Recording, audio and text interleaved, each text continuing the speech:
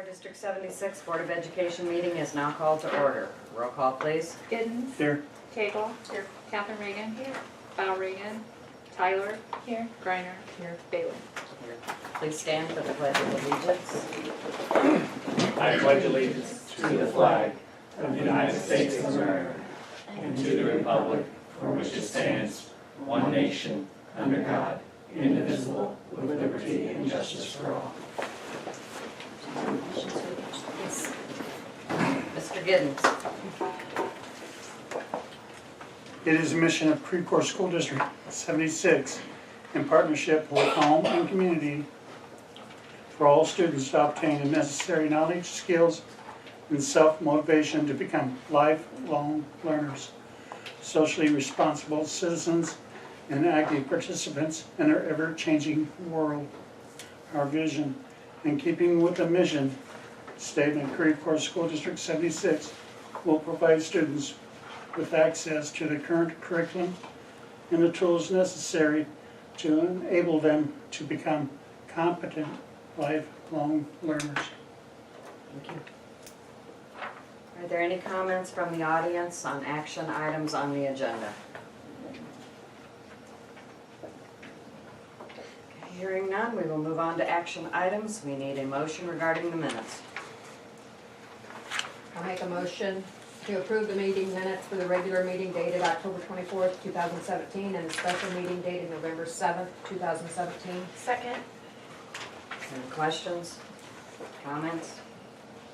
Roll call. Giddens. Aye. Cagle. Aye. Catherine Reagan. Aye. Tyler. Aye. Griner. Aye. Bailey. Aye, motion carried. Need a motion regarding the payments list. Make a motion to approve the payments list dated October 26, 2017 and November 8th, 2017. Second. Any questions on the payments? I did have a question on check number 19915. It was a refund of grant money. And Mr. McCormick explained it, that they just possibly couldn't use it all, but they would use some of it. We are returning the excess. And for the fruit, Mm-hmm. For the fruit. right, It's- because that was the only one. Okay. I didn't recognize the grant, so I just wanted. Right. Okay, any other questions? Roll call, please. Giddens. Aye. Cagle. Aye. Catherine Reagan. Aye. Tyler. Aye. Griner. Aye. Bailey. Aye, motion carried. Can I make a couple comments? Yes, please. Page 5, just make a note at the bottom of the page here, what the electric bills are at Parkview and LaSalle. You know, one's $19.55 at Parkview, $1,700 at LaSalle. Those are electric bills.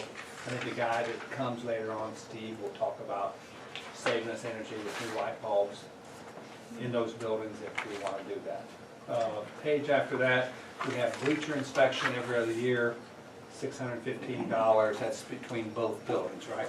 Principals, I know Steve, they're in your building, Mick, they're in yours. Yes.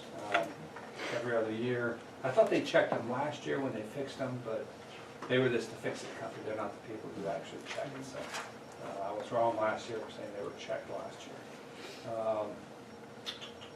I was happy with the roofing bill. They said they could work up to $2,000 worth of Homewood. I thought when they said $2,000, they would just automatically do that, and it was $1,127, so a little bit less than I thought that would be.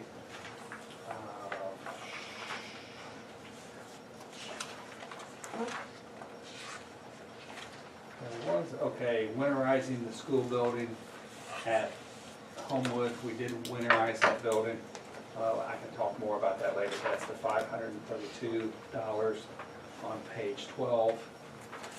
And lots of trips concerning Chicago, so that's all I've got. The heated home, it's not bad. It's went down really far, but what's that? I went in there yesterday, and the heaters in the gym were on. The gym doesn't run off the boiler. I asked Rick, I said, I never touched them, so I'm not sure who had heat on in the gym. It was warm in the gym. I thought, yeah, this can't be. So, Not on a thermostat, is it? well, it is on thermostat. Maybe we did have it down. Make sure it was Okay. down. Be holiday. That's my first thought. Just saying. All right. Need a motion regarding the treasurer's report. Make the motion to approve the revised treasurer's report dated September 29th, 2017. Second. Any questions on that? Comments? Roll call, please. Giddens, Aye. Hagel, Aye. Captain Reagan, Aye. Tyler, Aye. Griner, Aye. Bailey. All right, motion carried. Need a motion regarding the Parkview Activity Fund. I'll make the motion to approve the June, July, and August Parkview Activity Fund report as presented. Second. Okay. Minus the September for now? Right, we're gonna do the Okay. September right now. All right. Any questions? Comments? Roll call, please. Giddens, Aye. Hagel, Aye. Captain Reagan, Aye. Tyler, Griner, Aye. Bailey. All right, motion carried. Written communication. None. Reminders of upcoming events. We have a labor management meeting tomorrow at 3:15. Mrs. Kreiner's going to cover for Mrs. Reagan. Next regular board meeting is December 12th. Again, we only have one meeting per month. Chicago conference information. Okay, on your paper or on your table you have a white envelope. All your information is in there from the district, your check. And I do this every year for everyone, and no one ever reads it. I read So it. we're going to do it at the table tonight, okay? I'm not very happy about it. Well, there's been some changes. Brenda, you can look too. And I want everybody to know that the conferences, actually, they've reduced the time and now there's 4. You can get 4 in on Saturday. It looks like still one on Friday, yeah, from 2 to 3. That's later also. Must be one. Yeah, Yeah. because last year I couldn't make Yeah, it. it's hard to Right. get in there by one. Because we were really pushing it. So I think they're finally listening. And they've done something different with the carousels too. Starts at 1:45. So, and your hospitality information is in there, one on Friday and one on Saturday. And they have a new app. And as soon as Savannah gets hers to work, she can fix mine, so it will work. It's Jack 2017. So you go to the Play Store and you download the app, and I'm not sure exactly what it's supposed to tell you, but Your schedule. Yeah, it gives you a schedule of everything and Did you get it? locations. I haven't done it yet, no. well, mine comes up Lakeland, Colorado. Oh. So, just saying, I downloaded it twice. I Mr. didn't. McCormick will do that while we're at break, I bet. He can do that for us since, yes.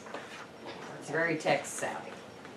Okay, and also online, if you want to go down and download it before you get there, it's 24 pages. I was gonna be nice and print everybody's out, but I decided not so much.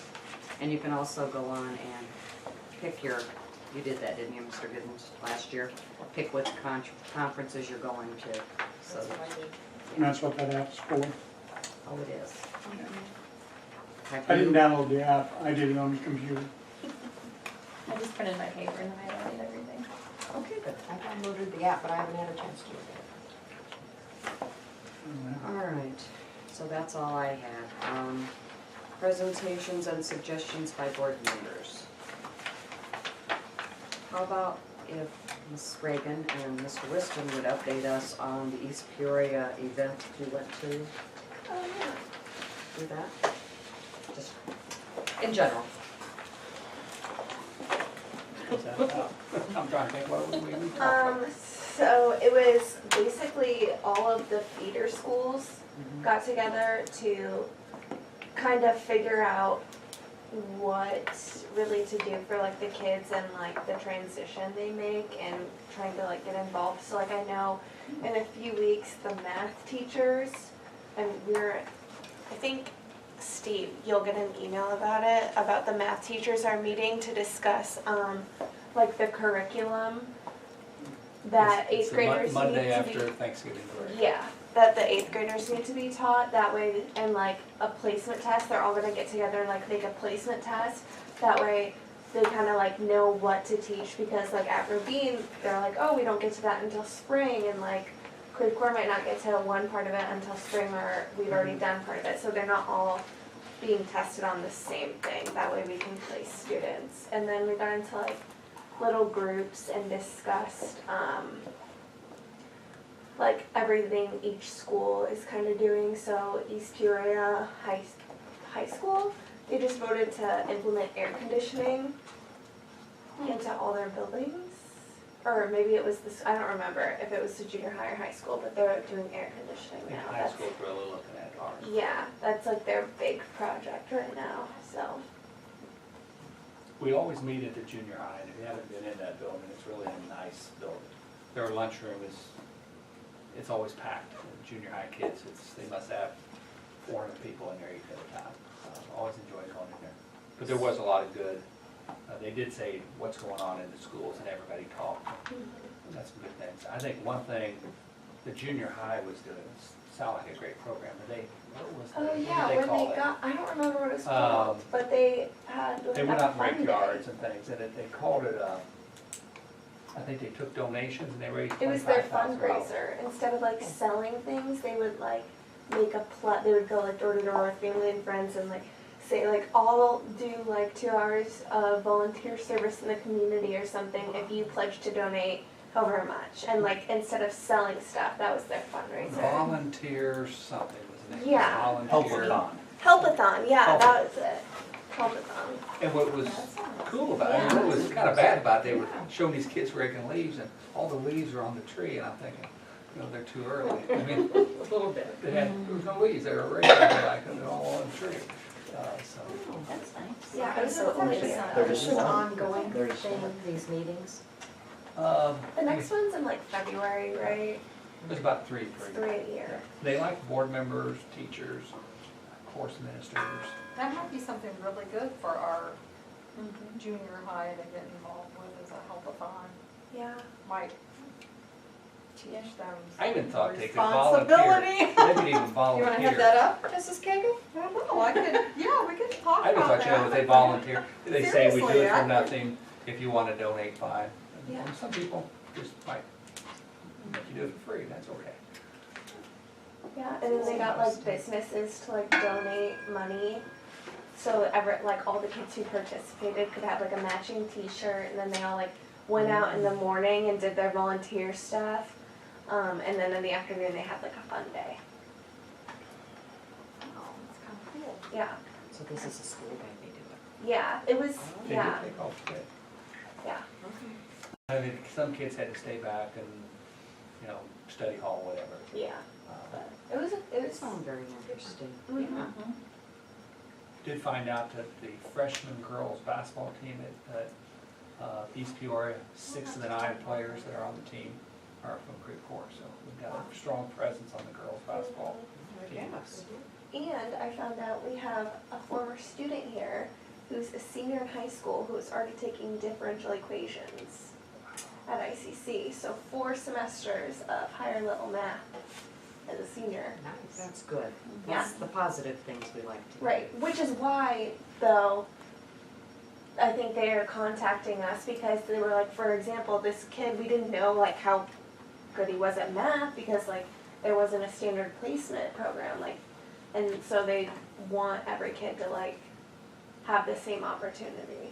And like, they were like, we could have put him in like geometry at the beginning instead, but they called him up, but that's why they want to do the They placement used to do the test. Prairie State test, they don't do that anymore? I don't know. Yeah, I it's don't the know what they placement do. test. I don't know what they use. This will come up later. Second kid from Creve Coeur. A few years ago, there was a senior at East Peoria taking calculus. That's probably From East the Peoria. one out of, that passed He lived over by, the one. Or one that exceeds? Yeah, that was probably our only one that succeeded, on those test scores, we had one. he lived over by Ham, so. Ah, awesome. Maybe we can talk about this later, but at the park scores, that's one thing I found out was That's the next. kids really do talk about, the kids really do their best on the math test, because whatever they get in math, they place them in those classes in East Peoria. If you have a low math score, Okay, and you that's don't what get they into use high. now. So we have kids that get really good math scores when it comes to the park score. I'm not saying they just hit submit, but that's, I was talking to the teacher and they said this kid right here was our highest scorer in math, his park score. You can tell he was done within 5 minutes. So, Okay. you know, park isn't important to them now. We need to somehow make it, we need to make it important. All right. Can I say something? I want to remind everyone that there's a Christmas tree lighting thing on Friday, December 1st, right? Yes. Is that the date?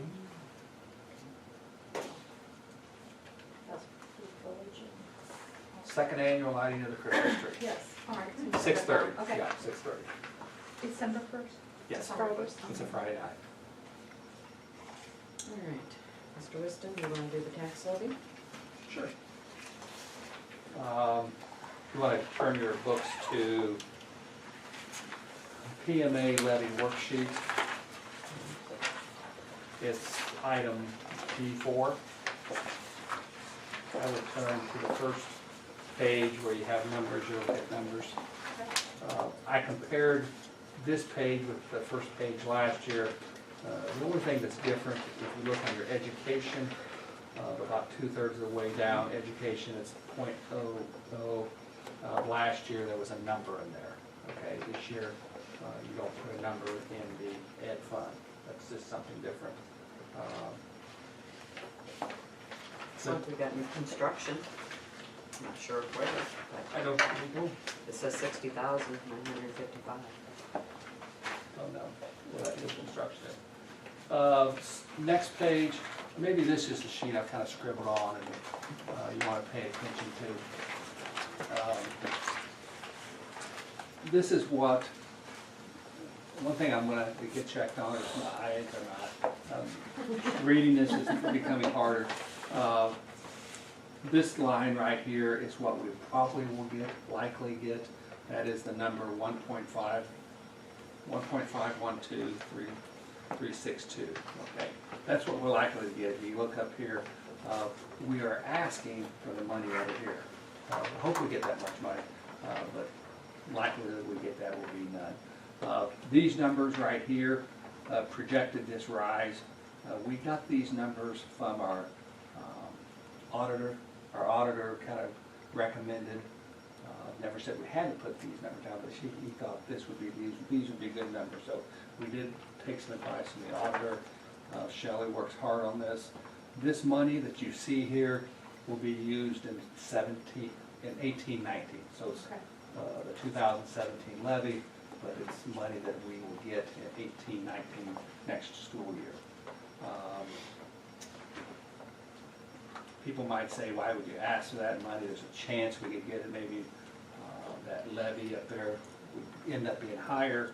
I don't think it will be. I always was told you ask for the moon and take what they give you. Don't leave money on the table. That's the 5% limit, so. 5% in there.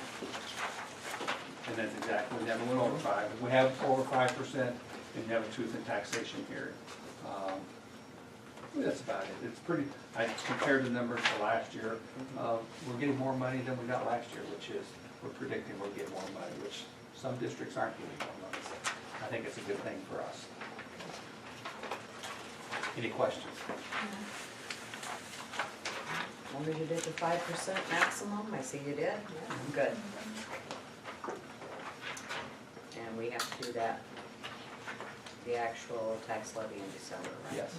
This has to be on display for 20 days, and then next month we On get. the 12th? Yes. Yeah, December 12th. And the sheet that I always pay attention to is this. I think that sheet's the main, that's the one to be on display, the one we Right. sign. Yeah. Okay. The certificate. That is of an tax old, levy. it seems like it's been around. All right. Thank you. Okay, you wanted to go ahead and do the parks scores? Park scores, Should take a little bit of time. and we had 6 grade levels. kind of mapped out. And one thing I did was, when I found out from the teachers that our park scores weren't as high as they probably should be compared to our MAP scores, I put MAP scores next to the park. And I'm sure there's some kids that do better on the MAP because in 8th grade, I think in 8th grade is a perfect example. Our 8th graders don't score very high. Usually anywhere from 5% to 10% of our kids in 8th grade meet or exceed. And I would say meet, they really don't exceed on this test. It is a hard test, I will say that. But our scores, you know, we continue want them to go up. So take one with a clip on it. It starts out, I could not find one of Holly Callahan's email she sent to me, so I just probably worked out for the best because we've got 8th grade, 7th grade, 6th grade scores. So if you look, you know, and don't pay attention to the names, but if you just go down the list, they are ranked from park score lowest to highest. So if your name's first on the list, you have the low score. You have good room temper, and then it goes down to 2 pages. Our high score, On the top of the list, you have. low scores, low park scores. You could have you could possibly have, you know, there's a kid, you know, first one in there, you got a 91 on the park test. That's a park on the MAP test, 91% is good. If you have a 50%, and help me, administrators, if you have a 50% on the MAPs test, that means you're at grade level. If you have an 80 or 90, which is really good. Highest you can get on MAP is 100. So when I see kids that have high scores and they're at the bottom of the list, I wonder, you know, did they try? Did they work hard? I think that's could help us a lot if we just get had an employee that had a son here in 8th grade, and she had said, I told my kid he never had to try on the park test. It's not important. So I said, well, you should tell your kid always to try hard in everything he does, even if it's a park test, if it's a test on it. So I started out with the MAP scores with the 8th grade math, and then they go, and I did that on all of them. This year. This is last year's This is last test. So then you go with 8th grade ELA. These MAP scores are last year's MAP scores? Yes. Or this- Last Okay. year, end of the year scores last Okay. year. They do MAP, Mr. Johnson, 3 times a year. times. Yes. So this is the 3rd MAP score they have. Okay. We do see about 10 students per grade level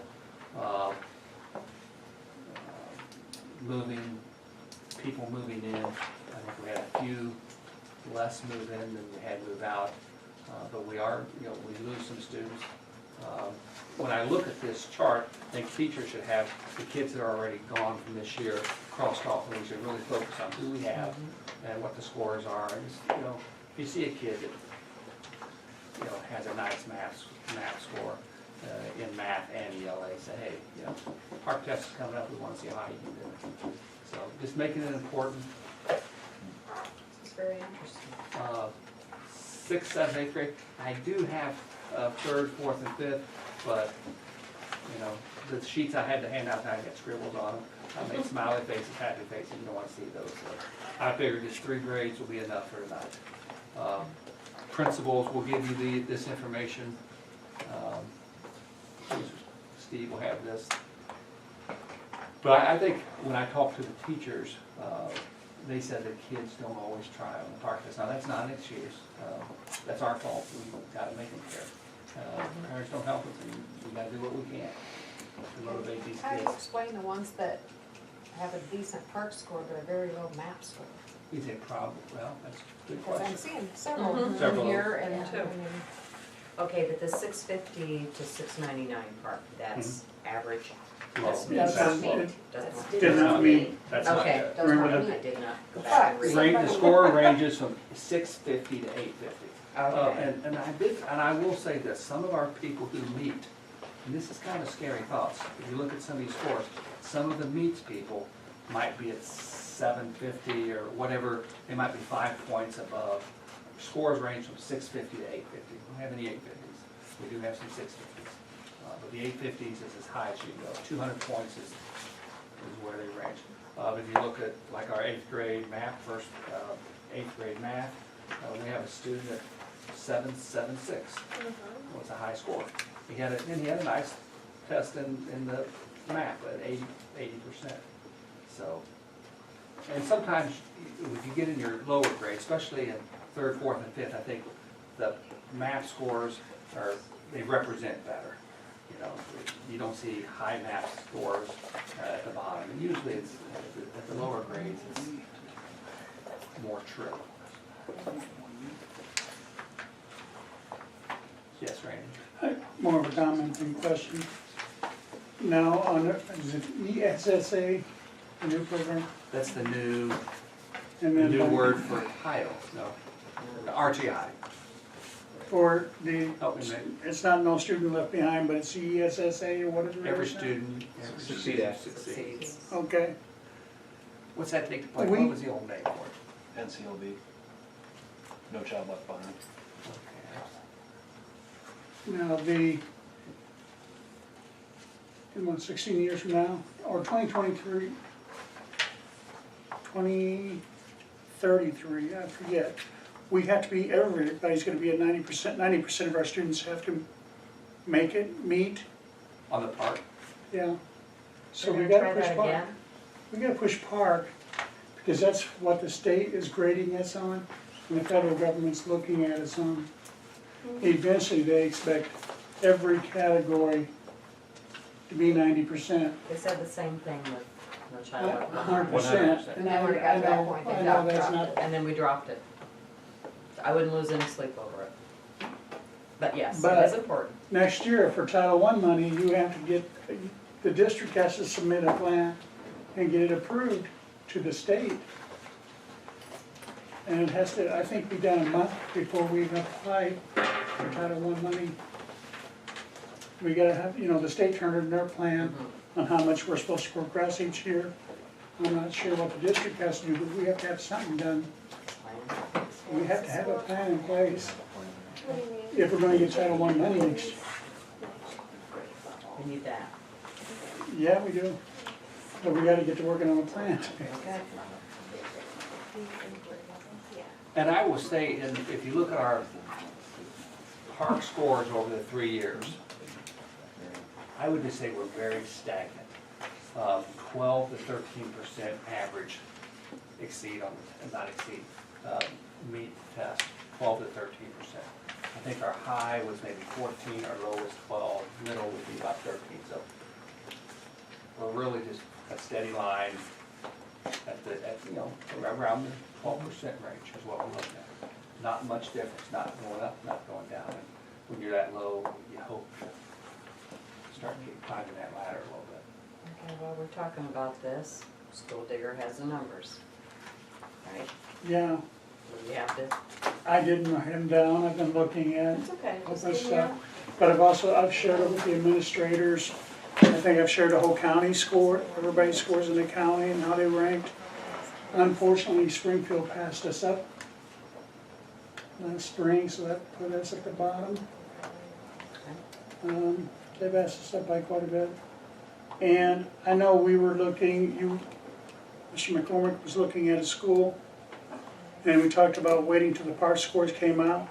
I know there was another school that's 10 minutes away from here, just over by the airport. That school South district, Pekin. Monroe.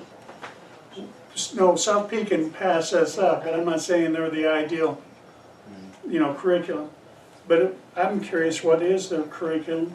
How much time do they spend in math? How much do they spend in the language arts, things like that? And what is their textbooks, things like that? They're near the top. Monroe is. It's a tiny little school. And I've looked at their scores before the park rolled out and said, what are they doing right? I know Catherine says we're looking at a feeder school, and I looked at Robine. Robine's doing better than us in East Peoria, but we got to get beyond their score. So I'm not saying we can hit 90%, but we got to work on it. We just can't stay there and say we can't make it. Do we still have a double block of math? Or did Yes, that go 90 away? minutes. This sheet kind of explains the last 3 years on park, kind of where we're ranked. I would say stagnant is maybe that's not a word I want to use, but it's what it kind of looks like. So then we need a plan. Thank you. It's kind of just a simple, rough, general.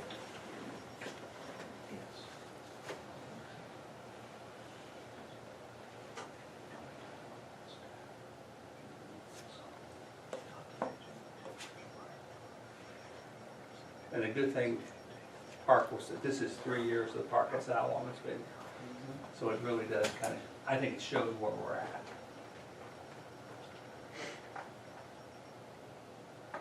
So looking at Some that, people, and Randy, I might even say, back in 15, the district was 22% did not meet. Now we're up 7 from that 29, so that means we have more people not meeting. Going the wrong way. Yeah.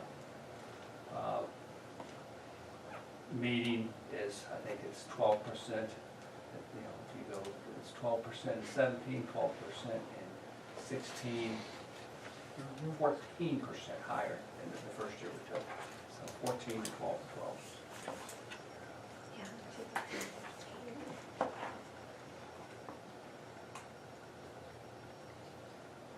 Better get some ideas quickly. We need to change something. Yes. What Everything. we're doing is not working. I think caring is one thing, that I think that's the first thing we have to really do, is care about the test, make it important. I don't know what motivates kids, you know, hopefully kids motivate kids because they want to do better. Well, you can't motivate the 8th graders because by the time we get the results back, they're gone. I think what we can learn from the 8th graders we pass over, it's a time of the year where, you know, how do we hold it over their head? What, you know, the map test means something because they're going to be placed, you know. And what really, kids do their best. I'm not always happy with the scores, but man, I'd really be happy if they all try hard. I think they do better. Okay. Good, any questions? Mrs. Barton, any ideas on how we can get kids to improve these park scores? I think that as a district, we need to stress the value of park because I mean, we can look at these scores, but in years past, we had times when some of our best and our brightest students, their parents didn't value the test, and so they let their kids opt out of it. And so, I mean, a lot of it from years past is not an accurate portrayal of what our students can do and what they are doing and what the teachers are doing. Because when you have your best and brightest students, their parents letting them opt out because the parents don't value the test. And so until we can get community buy-in also, I don't know that our students are going to buy into it when their parents are like, not important. So I think it almost has to be a community-wide outreach to get our students to achieve. I called a guy by the name of Jim Palmer, not the guy who used to play baseball, but Jim Palmer at ISBE, and he actually is in charge of the park test. So he actually went into our scores, and I said, you know, I've got a guy here, teacher told me he's our highest scorer on our math test. His score's really low on the park. I was told that he just went right to submitted it, and went on. I said, that really frustrates me when a kid just hits submit without doing anything. He says, what's his name? Gave his name, and he says, let me check. Well, that's not right. I mean, that's not all true. He said, you're telling me he never answered any of the questions? He did answer questions. He answered, he was looking at the language arts. He said he answered 27 of the 37 questions. He didn't answer 27 of the 37. The 10 questions he never answered are pretty important. He said in math he noticed he answered all of the ones that he circled, and some of them he had to write out your answers. So actually, he could take look exactly. They cannot find how long it takes. You would think that they might have a thing. Well, okay, this kid took 12 minutes to take the test. This kid took 90 minutes. Remember, it is computerized. I like to tell the story. When I was in Rushville, we had a kid write 2 letters on the test, and they never meant something good. One was an F, and figure out the other one. We got it. And I told teachers, you know, make sure when kids take this test, they try. They don't bring them. Bring this kid to me and said, you know, we're going to work on this a little bit. We used all the time. He wrote a good answer. some people say you're not supposed to work with kids and make them do it like that, but I think he learned a lesson, you know. Okay. Well, a few years ago, at Parkview, I don't have the graph in front of me or anything, I think it was a year that they, by grade level, Mr. Aldridge had them parade through the gym and everything else and representing, wasn't that a big motivator? We did operate, that was for ISAT. Oh, That okay. was Operation ISAT. And because we used to do a lot of those every year, where we would group them by class and put like an older class with a younger class. And for like Operation ISAT, each group was a branch of the military. And so, and then we did one, something, I can't remember, with, all I remember is Medieval? Medieval, that's the word I was looking for. I remember Mr. Jokish like with this big crown on. And so we've tried those things, but now we've gotten away from that the last few years. Okay. So I don't know if, doing more motivational stuff like that and having more tangible rewards for them. I mean, a lot of our students will do anything for snacks.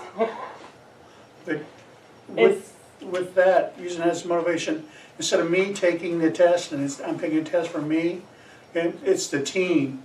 I can pull down the whole team if I don't put any effort. Well, and that's what And I we don't do for wanna our be the map person- testing at the end of the year. They're grouped by baseball teams. So we can keep that motivation going throughout the year, throughout the end of the year, instead of watching them slack. That's what we have done. You're listening to what they've Am I done listening? back at ISAT. And if they're doing this team, motivation is a big thing with the kids. I mean, there's a lot to this puzzle. It ain't just the kids, it's staff, teachers, everybody. Yep. But we gotta do something, or the state is coming in and start bugging us. One thing I can say on a positive, Jim Palmer, when we talked to Jim Palmer, Jim says, one of the problems, and he actually talked about this area, he said there's a couple years ago, there was a huge amount of kids not taking tests. He said, matter of fact, in your district, there was 31 students that did not take the test. Last year, we had 98% of our kids take the test. So I told him, I said, I'm happy that we're taking the test now. I'm not happy with some of our scores, but at least 98% of our kids are taking the test, which I think when a kid a couple years ago wasn't made to take the test, now he has to take the test. His attitude might be, well, because I think last year we said, you're going to take, we need you to take the test. So 98% took the test, I will say that. It's an improvement, right? All right, principals, Mr. McCormick?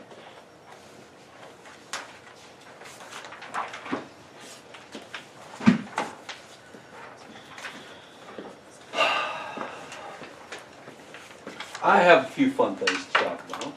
Good. I need some fun things.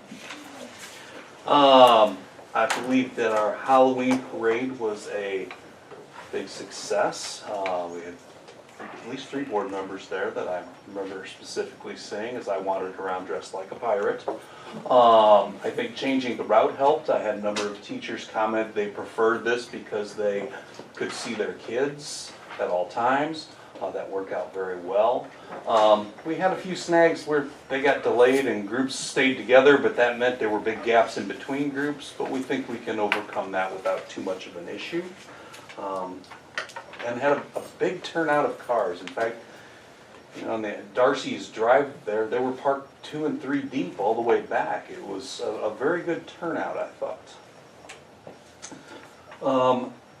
Currently have a canned food drive going on. I believe we're up over 1,200 cans right now. Last year we had an all-time high of about 1,500, so of course Patty set our goal at 1,500 for through the end of the week. I did want to give a special shout out to a student. I can name a student in good things, Sure. can't I? Absolutely. Okay. Brooke Minkle. Okay. Brooke Minkle is a student at Parkview. She's a 5th grader. She took it upon herself to go out and collect cans door to door and get them to LaSalle for her teacher, who's now actually Mrs. McIndollar, who's now in 1st grade. But I just thought that was great that she thought enough to remember what she did at LaSalle and bring those cans in. Very nice. Kindergarten is looking at a field trip, and I wanted to kind of run this by you guys because it's a little bit interesting. Last year, got an invitation for a couple teachers and myself to go to a free demonstration at the Challenger Learning Center in Bloomington. Okay, it's a NASA-funded thing. I ended up not going, but two of my teachers who lived that direction went, just because it was convenient for them, because it was in the evening. And one of them, they thought it was really cool, but one of them won a field trip for 48 students. Kindergarten teacher, Mrs. Battles. Well, unfortunately, we have a few more than 48 students in kindergarten this year, but they contacted the Learning Lab and said, yes, we can do it, but you're going to have to pay for those extra ones. And normally that field trip is, I want to say, $10 or $12 a kid, which is pretty prohibitive. But if we take our 75, they cut the 48 off that we have for free, it ends up being $3.50 a kid. They put them together in 5 different groups, and they go on different missions while they're there. Sounded like a pretty cool thing to me. The teachers came back really impressed. Sound like something that's doable. They tailor it to the grade level, so kindergarten's not an issue for them. Transportation. I will work with my key transportation person, because make sure we're good on that. Sounds good to me. Great. Let everybody else Yes. get them started young. We will proceed with that. I actually didn't have this on my notes here, but when you talk about starting young, we were having a discussion about a book we were reading, and this was a couple weeks ago. And one of the things they talked about in this book, and this was a group of about 20 teachers and myself, was, you know, getting kids to dream bigger. And one of the teachers brought up that, you know, when she asks her kids in first grade, what do you want to be when you grow up? Well, I want to work at McDonald's like Mom does. And of course that snowballs through the room, you know, I want to do it, you know. And so we talked about bringing in different people who've gone through the school that now work in different areas, and starting them off younger. You know, there's nothing wrong with a third grader or a first grader learning about different jobs from people who came from Creve Coeur. We've tried to do that for years. I think it's great. Great. I already lined up my first person. There you go. Ironically, it was like the next day when we were at that meeting Yeah. together, and I came over and I said, hey, Kat, would you be willing to come in and talk to some kids? Once I explained it to her, she was great. In fact, we even brainstormed some other people. And you know, we're talking about, you know, obviously she's still going to college, but you know what? She's going to college for a purpose, and kids can understand that. So that's something we're going to work on for second semester, is maybe getting in some different people to talk to different grade levels. I can send you 4. She can send you 2. Perfect? Randy? We'll talk about it. Absolutely. Absolutely. And you know, I'm not just talking about doctors and engineers. We talked about, in fact, one of our other teachers' husband went to school here and is a plumber. Well, great. You know what? That's Truck another. drivers, it doesn't matter. That's right. Absolutely. And think that's he great. will still testify that education is important. Yes, your school counselor went to school in Parkview. Amy did? Grew up in Creve Coeur. Absolutely. I didn't realize that. I was talking to her at the ball game and she was checking in and she told me that. I really didn't realize that. Mrs. Barton will never come to a board meeting again, but after I'm done with her tonight, but we're at the ball game last night, and she says, one of our best athletes is down there on the wall. She's a terrific softball player. Matter of fact, she'll be in the Olympics someday. And I thought, oh, really, in the Olympics, really? She'll be in the Olympics. I really predict she'll be in the Olympics. I thought, man, that'd be cool. So I hope that happens. It's her dream. I never She's made a that fighter. up. You said that last night, right? Mm-hmm. Moving on, Mrs. Bell approached me about taking a field trip with the 4th graders. She wants to take them to the Symphony Orchestra, where they do a special student day. She's, you know, they start learning the recorder, and this year she wants to bring in Kidder Music, who will do a demonstration of the instruments, but then the orchestra does a special kids day where they point out, okay, here's the woodwind section, you know, you play. And I'm sure it's orchestrated a little better than I'm doing it, but they get a chance to see what all the instruments sound like. And she wants to promote the band to these kids as they're going to Parkview. So that's something we're looking at for April, May.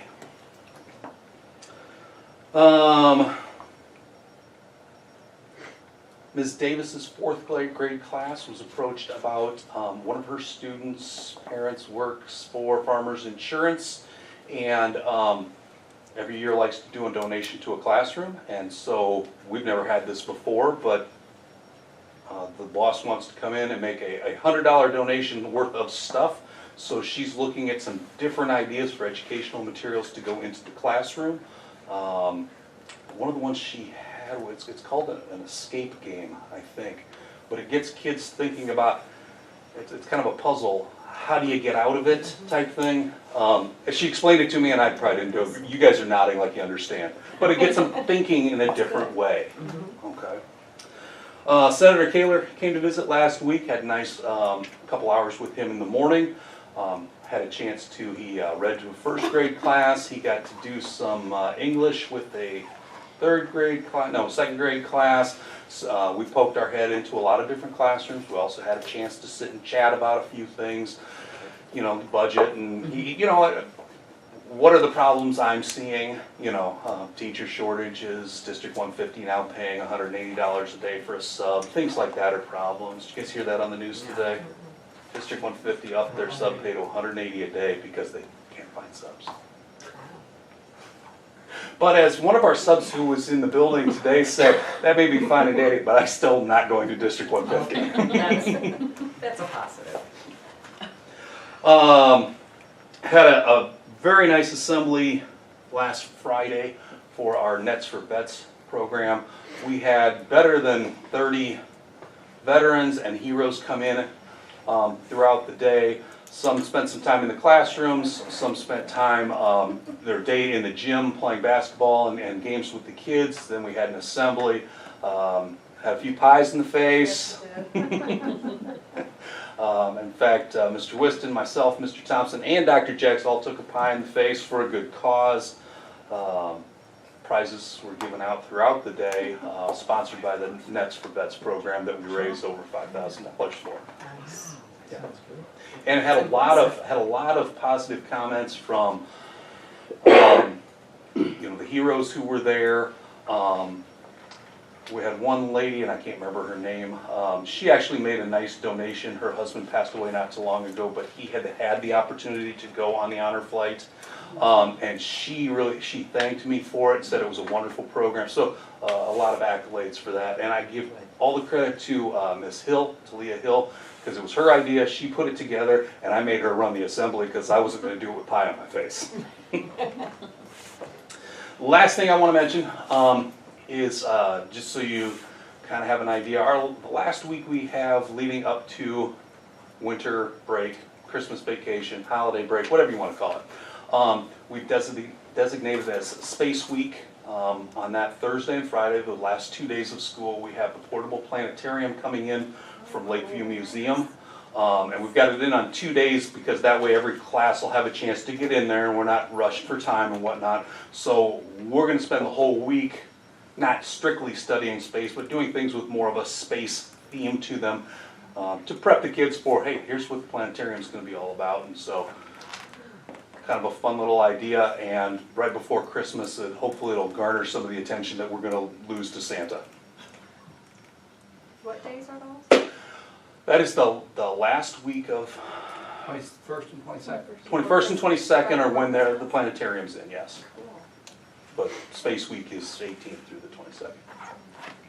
Sounds like you have some good ideas for change. Thank you. Very good. I have one question.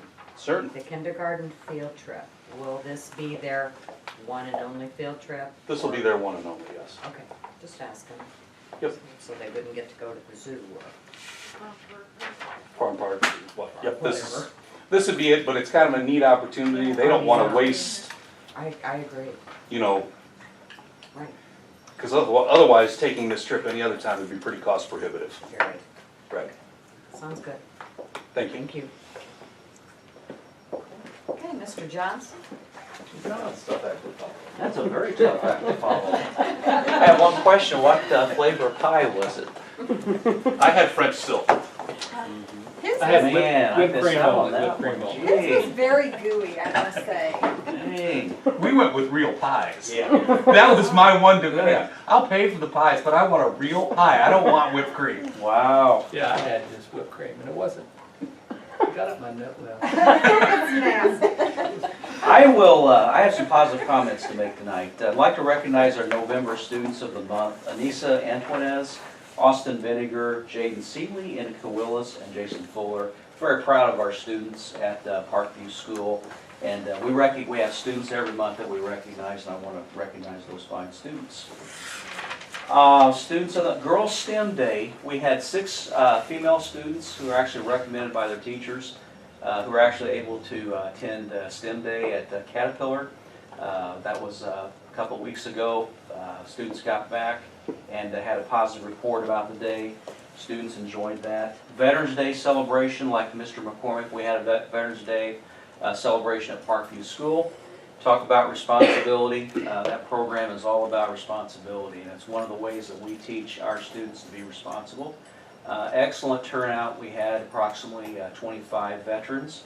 Had 9 veterans last year. We tripled our numbers this year. Very proud of that. And one thing that really strikes me every time that I've ever been involved in a Veterans Day program is when we go talk to the vets, you know, we provide a cup of coffee and a breakfast, and we recognize those fine folks in the gym in front of our students. They are so humble. And that always strikes me that, you know, this is the least that we can do for what you've done for our country. So that's always a fun day and a great day. And we're very, very proud of our veterans and had a great day. ELA committee update. Mr. McCormick and I, we are working with our staff on ELA. We have samples from the 3 big companies. Those are in the library, ready for our staff to review. And I think what we're looking at is in December. We have a December 8th in-service day, carving out a little bit of time at the December 8th in-service for our folks to sit and talk, and for us to talk to our folks as well, to see where we're at with that process. We do have the samples, and that's one of the hardest things, communicating, getting the samples in, and making them available to our teachers. We had a very good in-service last Friday. Judy Bruner was one of the segments of the in-service. I thought Mickey, you had some folks that went to East Peoria. What was their topic? I don't remember. Where's their way? Very good. Judy Bruner was at Parkview. We had some LaSalle people come over. We had Parkview people there, and Judy Bruner did a really good job talking about restorative practices with classroom management. Had a lot of good feedback from our teachers in regards to taking some of those practices and making those applicable to our students. That's all I have. Any questions? It was quick. I would like to make a comment about the basketball games. I've heard a lot of positive comments about how the games are being ran by our 2 coaches. And I haven't been to a girls' game. I was at the girls' just to pick up my granddaughter, so I didn't get to actually go inside the game. But it appears from what the kids are saying, and also from the parents, that they're enjoying the games, they're liking what they're hearing from the coaches, and kids are seem like they're doing really well and they're having a good time. Good. We'll share that with the coaches. Yeah, good. Thank you. Mr. Jex, do you have anything? I do, but I'll try to keep it fast. I know I don't usually, but I'll do my best. I put it in writing, so we'll just flip over. First of all, I wanted to thank you for adding days to my contract. I've been using those days to go in when teachers have concerns about a student they think might need more help, or maybe be in special education in general. I've been able to go in and observe and kind of see if there's any ideas so we can adjust in the classroom before we take the leap. And so that's been really good. Still don't have a social worker, but our counselor's coming over from Parkview and is helping out, so that's been helpful. We met, special education team at the elementary and then also at the junior high met separately on Friday. We have a lot of students who are in need of something a little different from what we have to offer. In general, maybe a little bit of more pull-out for special education. And so we discussed how we could utilize our current staff to try to cover those needs. And after discussion, it became apparent that there really is not a way to cover all those needs given the staff we already have. So on the back of that first page, in Parkview, currently for our co-taught teachers, our coach teachers, we have 2 of them, and they're listed up there at the top. And then at the bottom, this shows how we would add a 3rd person to that mix. And what it would allow us to do is we'd be able to affect half of our special education students at Parkview in a positive way. Students who are not now getting enough, that would be getting more. And that more would be in some situations, a student would stay in the co-taught class for one of their periods of the block and then would get pulled out for the other period to get help, individual help, small group. And then some kids that can't even be that involved in the class need a lot more help. They could be out for 2 periods. And it's not, we don't have needs in every grade level at every subject, so that's why you might notice there's some gaps in there. But this is our kids now, what they need. And so this would help us to be able to help those students to be able to get what they need. Short of having this, the same pattern that we see really all the time is students that are in not enough special ed eventually fall so far behind that you have to put them in a lot special ed. And that's not really the best thing for them nor for us. Financially, it's not good. So I explained, on the front, I just remind you how people get into special education in the first place. There's really like 3 ways. And then also how the class sizes are affected by the choice. There was one of the discussions special education teachers said, why don't we just do more pull out? We just take all the kids out of inclusion. Well, we'd have to hire like 3 more teachers automatically to do that because of the class sizes. And then those kids would be away from their friends. And there's a little bit more of a stigma when you're off in a corner as opposed to with the rest of your friends. So we do have 25% of our population with an IEP right now, according to the report card that just came out. That's significantly above what one would expect. I'm meeting with the MTSS RTI teachers on Friday.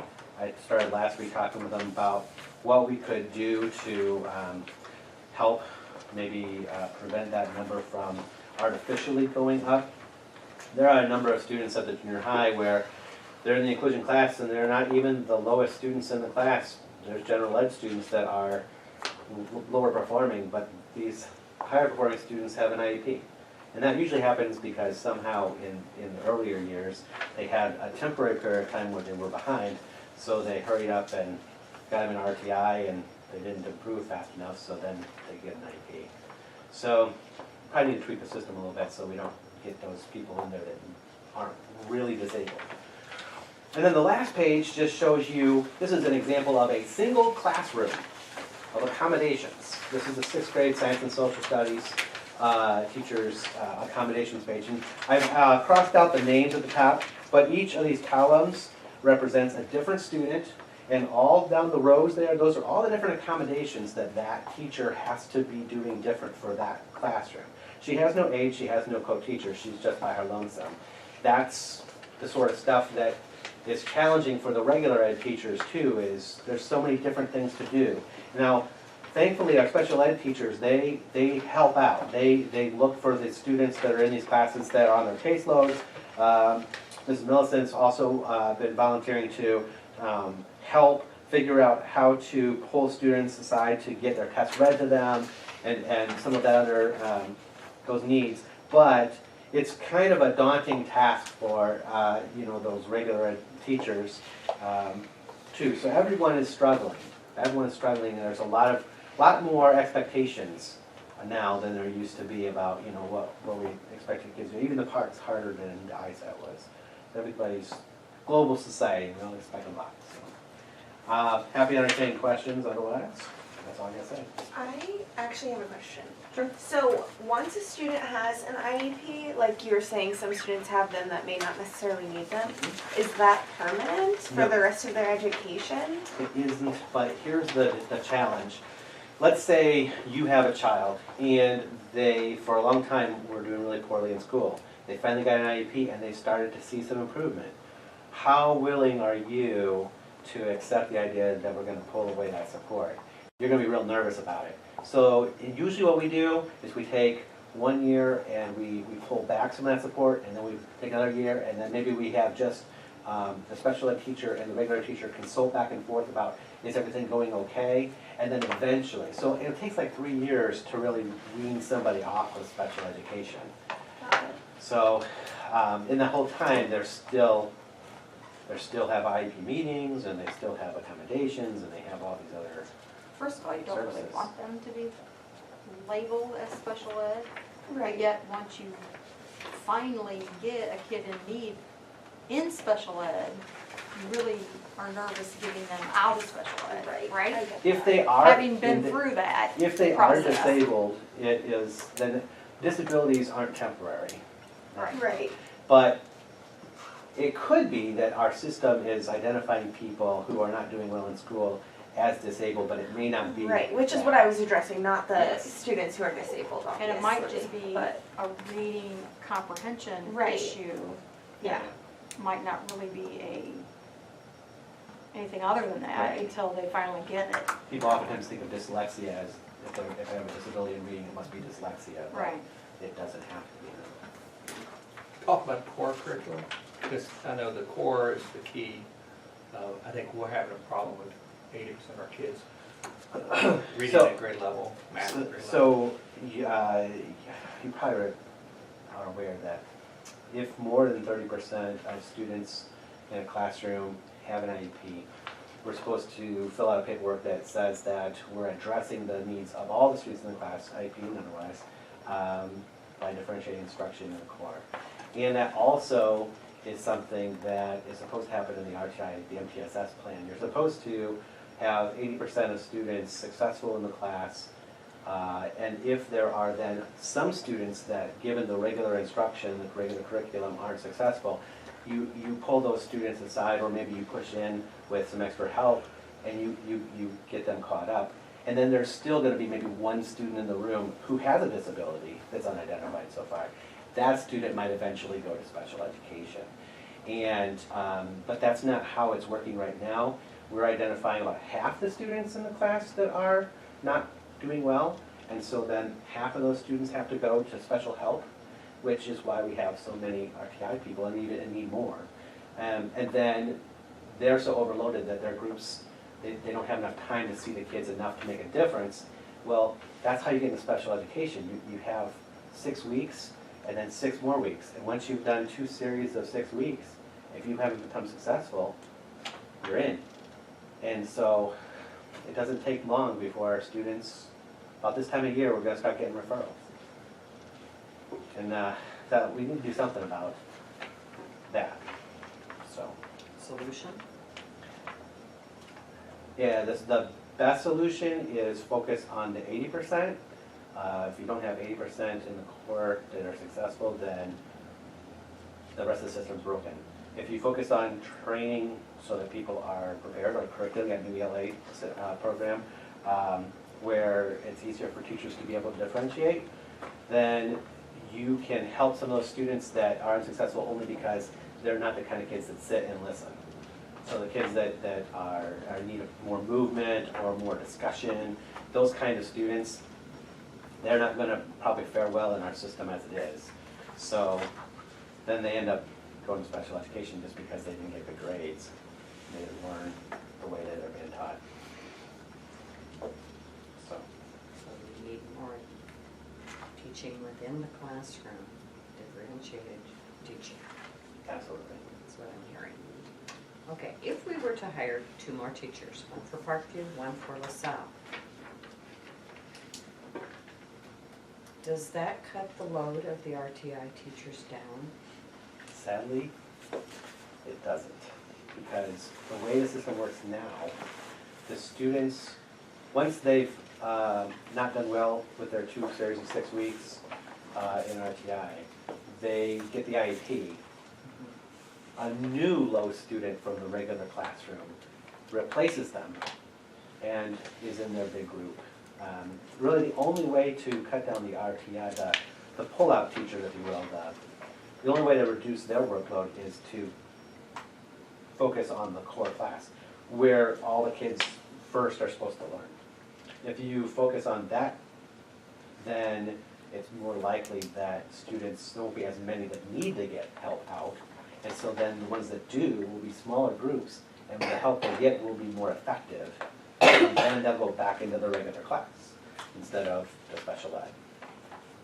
And that's really what needs to happen if you want to try to reduce this constant adding to the 25%.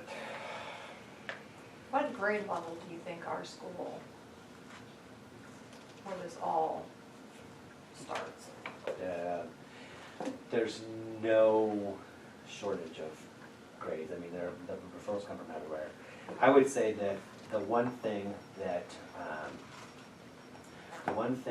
happens is that there might be a concentration of students in any one grade. Maybe one grade has some kids that have some behaviors, or maybe some kids that are especially needy, or lots of move-ins. And so that puts an additional strain on the classroom teacher to try to catch somebody up, and then that can take a lot of kids down with them. I think if you were to do analysis on each grade level, how many of the students are at grade level at different times of the year, I think you would see that that number starts to drop throughout the year, and probably by about this 3rd quarter, that's when we have all these kids that get referred out. But with the co-teaching, shouldn't that be helping?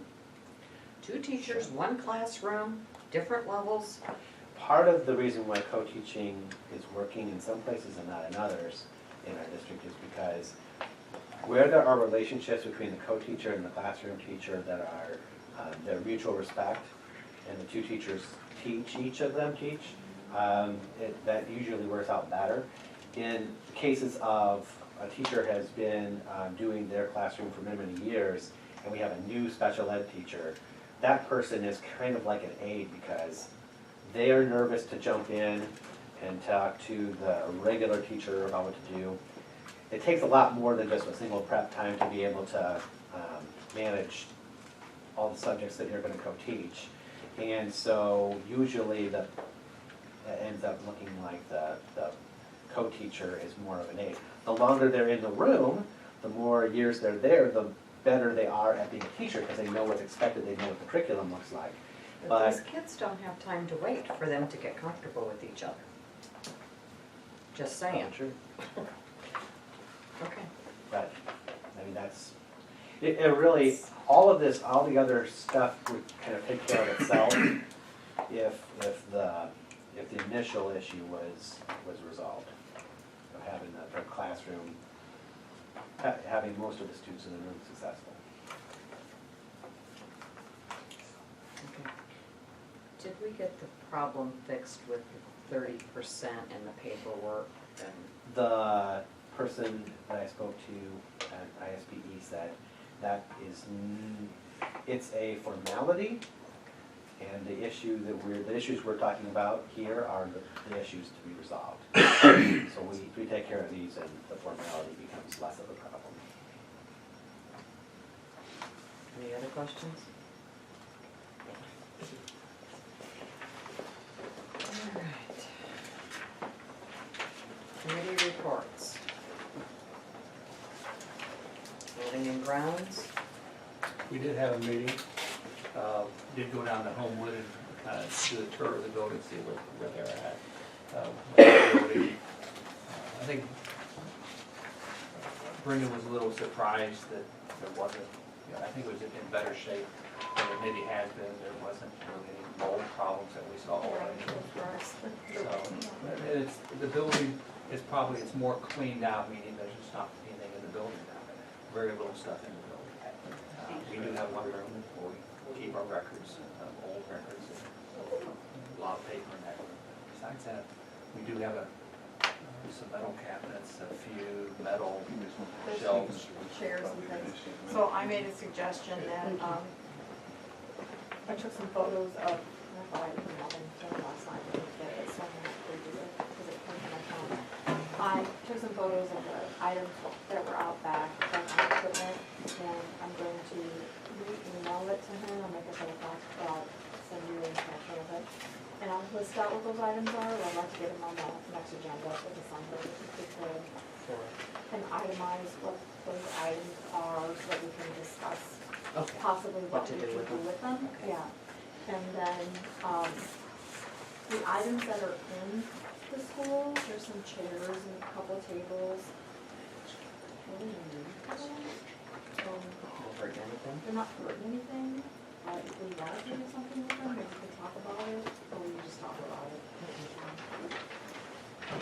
One thing wash. Yeah, Only the that's pinball all. machine or something? The only thing I think worth is the pinball machine. Okay, Yeah, it's mine. not inside items. All right. That one go there. Yeah. Oh, I did wanna,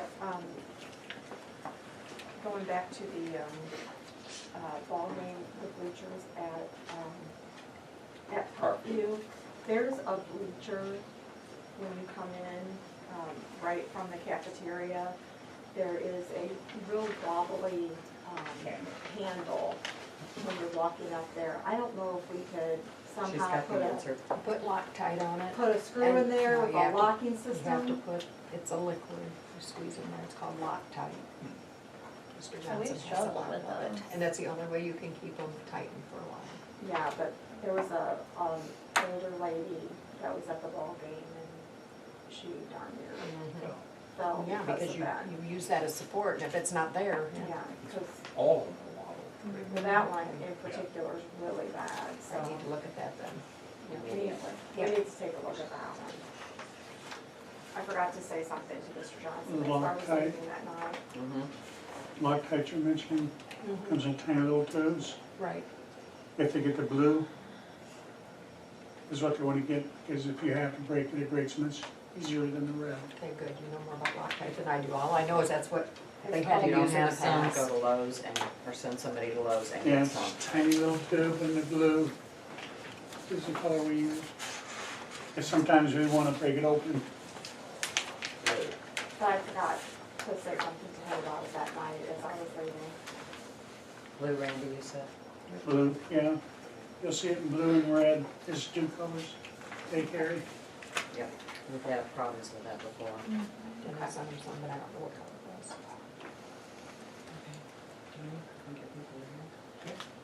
Steve, perfect timing. Thank Only 2 minutes off, I mean, 2 minutes is perfect timing.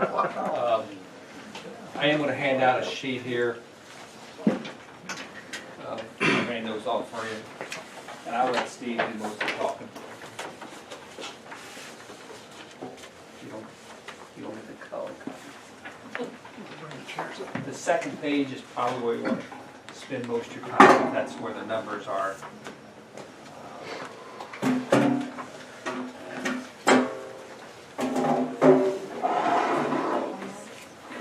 I got one. Here's a couple, Steve and Nick.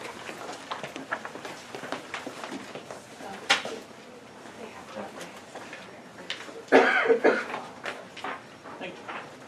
Everybody got a copy? All right. Steve, thanks for coming. Certainly, Hey, my pleasure. I think you had another, Actually, they give me a good excuse to leave. I was at my church, I'm head of trustees of our church down in East Peoria, and we were having presentations there tonight, so I said, I gotta leave, I'm gonna go make my own. Anyway, first of all, thank you very much for allowing us to come tonight. We're very excited about Parkview School. when Tony called and said, hey, I hear you can help with electrical needs, and I said, well, I think you've got the right guy, but I don't know for sure. First of all, I'm Stephen Smith. I'm Director of Business Development for Clean Energy Design Group. I brought our president along tonight, Dan Griffins from Springfield. He's just here to hit me once in a while if I get too lengthy. But what we did is come and assess the school. Tony and both Steve said, you know, you do have some old lighting there. When we got there, we didn't quite expect it to be as accurate as you said it was.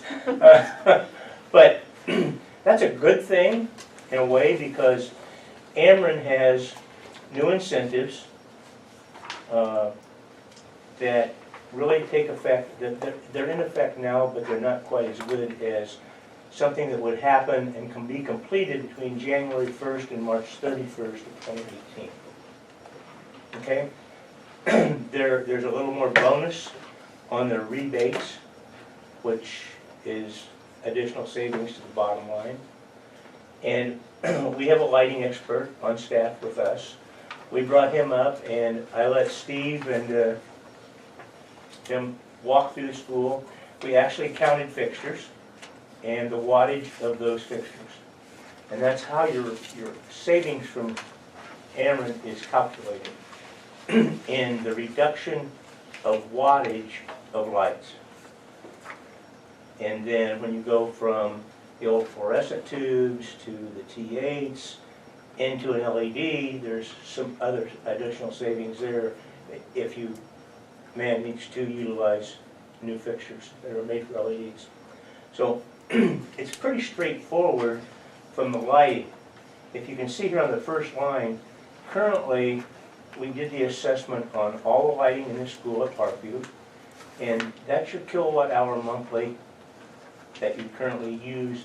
And this is taken kind of from an average of what the kilowatt hour usage is over a 12-month period.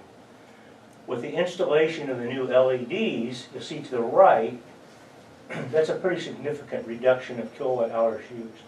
And that really is no fault of anybody's, it's just that technology today is far exceeded what in literally some of those hallway fixtures were 1956 vintage.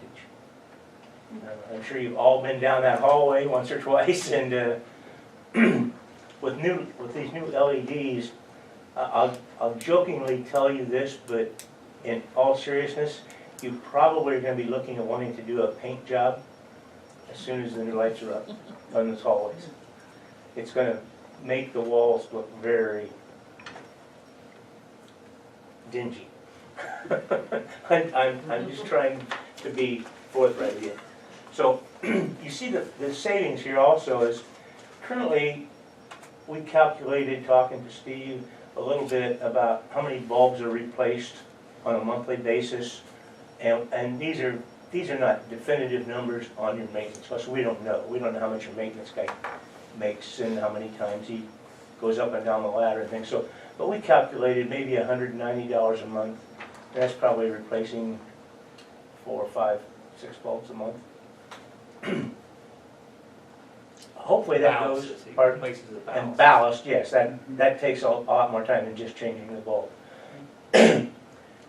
With the LED systems, that ballast goes away. They're instant on bulbs. There's no ballast. Turn them on, turn them off, they're on, they're off. That was a big driver in the cost of those light fixtures from day one. But in 1956, you didn't have a choice. That's all you had to do, or you put a bunch of screw-in light bulbs in, which were totally inefficient. So there's a little bit of savings that were calculated there. As you can see, we calculate you're going to save a little over $8,000 a month just in electric light costs. That's kilowatt hour savings. Your monthly savings breaks down to about $675 a month, give or take. Here's where the numbers get really exciting, I think, for a school district. You know, you got a 10-year savings of $81,000 just in a straight line calculation. 10-year investment gain would be $59,000. Your investment then would be a 2.6-year payback. That is lower than if you were going to a retail store and they were wanting to sell, you were gonna want to sell them, they won't talk to you unless you're at three years or under. So you're already looking at more efficient than a new retail store opening. Because anybody going in there to put new fixtures in is gonna try just to hit that 2.9-year savings factor. Our proposed cost to do this with us doing the installation is in the next line down here. And Dan, did you manage to get copies of some of these writings for me? Yep, sure did. We'll pass these around and let you look at them. But we've got two different ones here. Got the James and high bays. There's 15 of those that we're saying replace. They're 160 watt. Then we have 403 of the 2x2 magnetic panel, 30 watt bulbs. Yeah, 2x2 is the first sheet here. And the other really amazing thing, each fixture has a 50,000 hour life rating, which LEDs getting more and more common. So, but that's minimum. It'll probably go longer than that.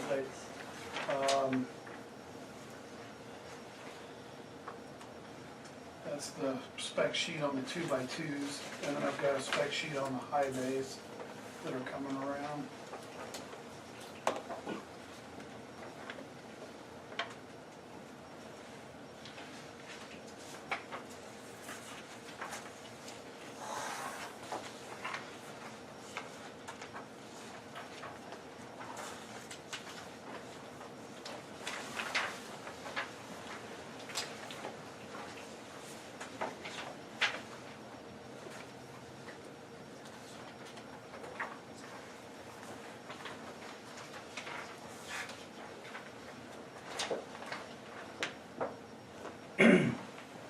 You know,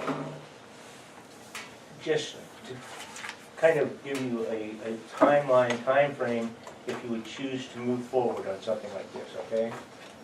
The only thing that we really need to move forward to make sure that our numbers are all calculated right with Ameren is a signature, which is a contingent authorization. Now, we had Steve in here as the principal of the facility, which could be changed to have Tony be the signatory there, if that's so you would want to do it. But we need that in order to send our calculations to Ameren and let them assess those calculations, run all their numbers and say, we agree with you. In a very rare instance, they'll say, no, we think it's a little bit more than that. And sometimes they will say, no, it's not quite that much. So, but we need to have that as a first step to proceed to the next step. Is that? Okay, and that wouldn't lock us into anything at that point? No, that we can't, but we can't do anything until we get Ameren's pre-approval. Right. And what that does then is, we would get that, we would come back and say, okay, here's the pre-approval, we need to make a decision, and if you have other questions that come up in the meantime, you can feel free to forward them to me, or to Tony, or to Steve, that we can answer for you. So both of these are on here? Yes. Okay, Yep. all right. The high bay, this one is the one where there's 15, Oh, okay. and the other one is the one where there's 403. So are the high bay down the hallway, or? The high bays would be in the hallway, I believe, and there were a couple elsewhere too. Weren't there? I did not go on the trip, so I'm not the right person to ask about that. Our LED, Kevin was supposed to be here tonight, but he got tied up on a changeover at another location, so we're trying to I would assume that's fill in for him. But on the 403 in the classroom. they could all be in the hallways because I was not upstairs. You have to bear with me, I don't do stairs very well yet. But if we made an assumption that Ameren okayed everything as we've calculated. It's pretty straightforward about what would happen with this. If we could move forward, and Ameren probably will take, if you give this to us tonight, we would get it to them tomorrow. I would guess Thanksgiving coming up, we would hope to get it back immediately following Thanksgiving. And then this offer is good from January 1st through when is that due? It's, March. we will Has to be make those, completed 3/31. yes.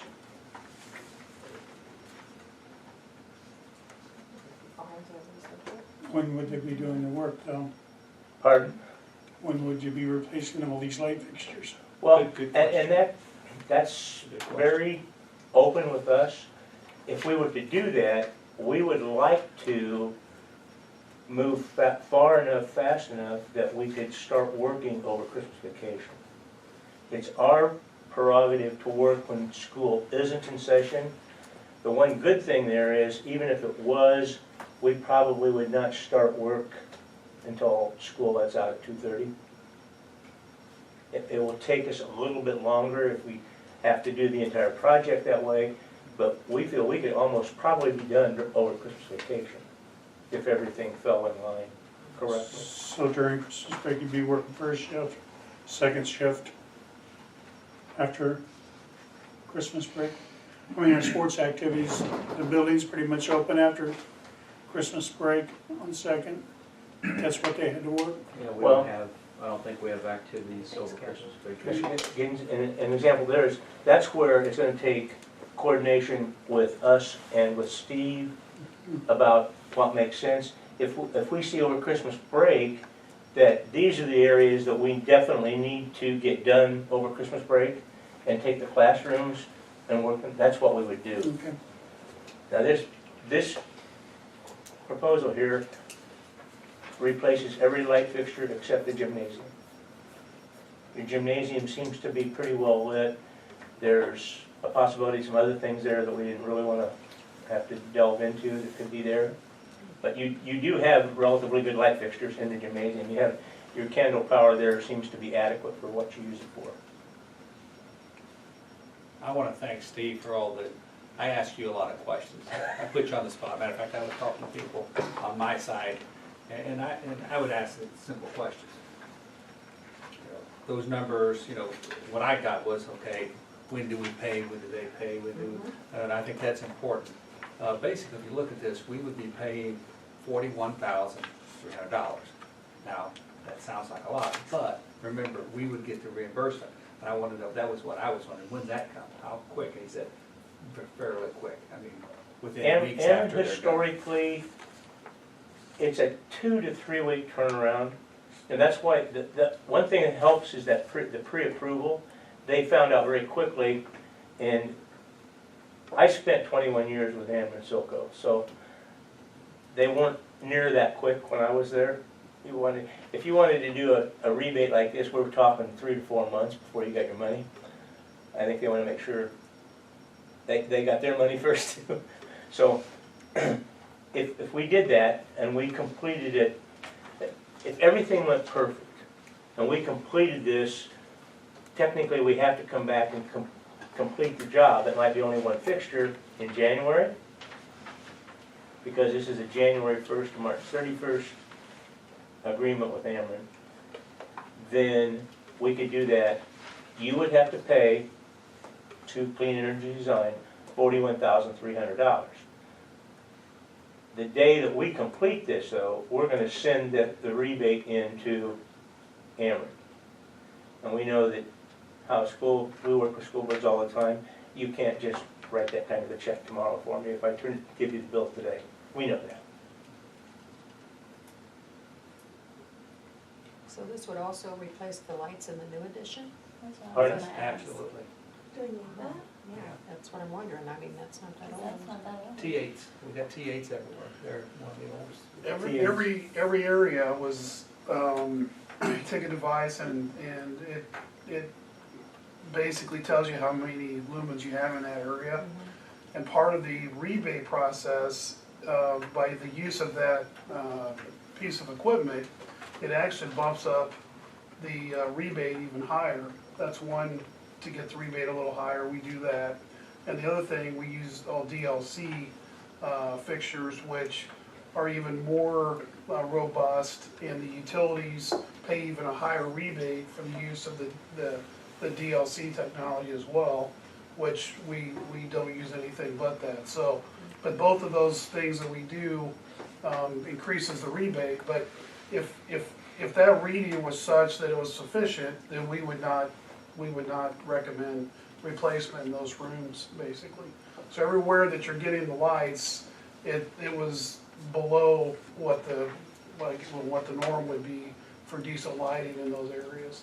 And a lot of that's, they may have been bright when they first went in, but over time, they just kind of fall off. She was asking about LaSalle. Well, that was coming up. I wanted to get through this to give you a thorough understanding of how the process works. Steve, one thing I've learned from you that really hits home with me, and I said this all along, I said to you, I said, the only reason I had here is that I hate looking at those old light fixtures. And I said, actually, I should be looking at the money. That's the key issue. Yeah. I think the savings is, we're gonna have half as many lights up in that ceiling. You're only gonna have half as much lights, and you're gonna have more power. More light. I don't So, want to overblow it makes it, sense but that, you'll be yeah. amazed at the difference in those areas. You I don't know, know about- It'll look like a landing strip, right? No. It's gonna That's, save money that maybe we can turn around and use for the kids' education. That's what we were told the last time we got new lighting. And we didn't see any difference, I don't believe. T8 was the. But it's been a few years back, but we were told You the got same TH in thing. there now? Yeah, T8, so that's what we have. Because I was gonna ask you about the lumens, these. yeah, T8's I'm in, just now hearing that you're reducing the number yes. of lights, so you cut every other light fixture You are. you're replacing. Isn't it about half, you said? It's between 38, 39% and 40-some%. There will be a significant difference in the number of light fixtures.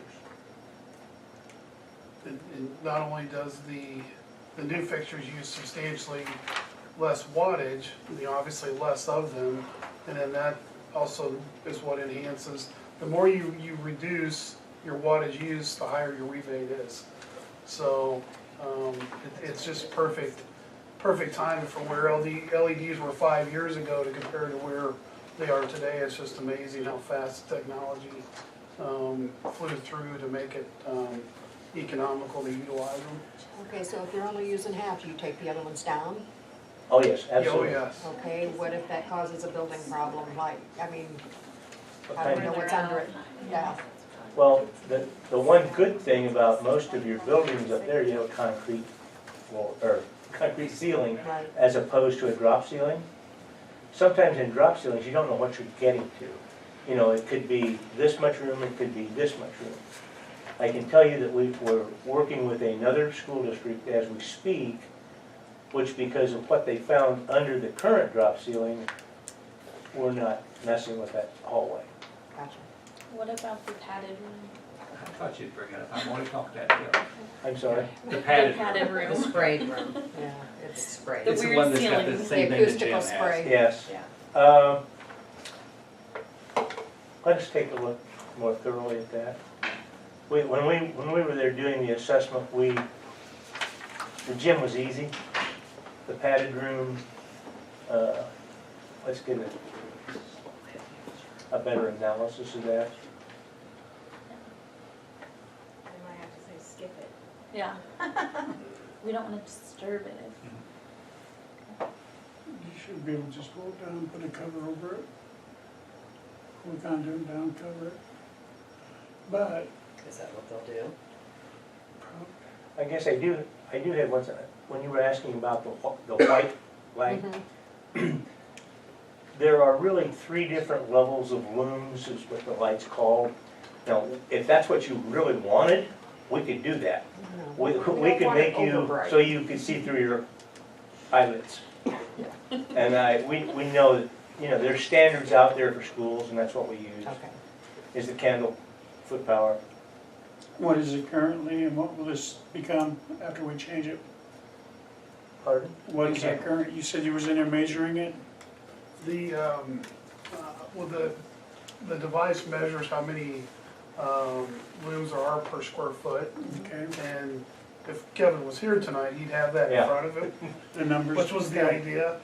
But the actual color temperature, Kelvin should be like, I believe it's like 4,000, which is a pretty- 4,000, 4,200. pretty really comfortable light for classrooms and educational facilities, You know, pretty much the If standard. I were guessing, these are probably in the neighborhood of 3,800 here.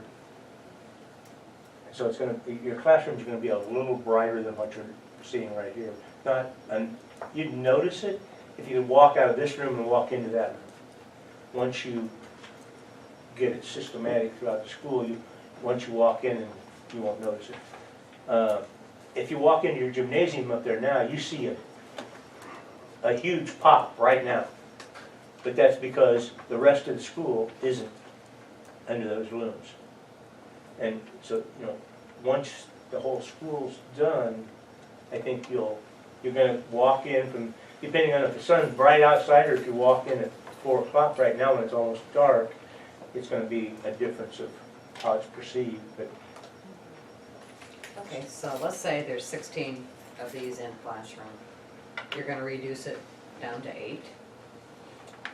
depending on, well, close to it, what we're gonna do is, we would measure, and that's where we needed Kevin. He's the guru. It's like talking to a welder on Caterpillar's production line. I understand what it does. Can I tell you how he does it, how it does it? No, I don't, and I don't proclaim to. Where that's all Kevin works with is lights and calculations and things like that. But in essence, yes.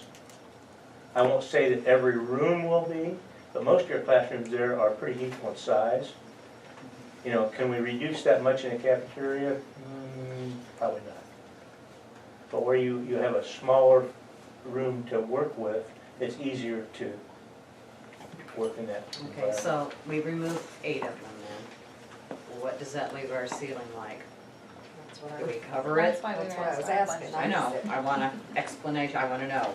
How does it leave it? How does that leave our ceiling if you remove 8 of them? You're,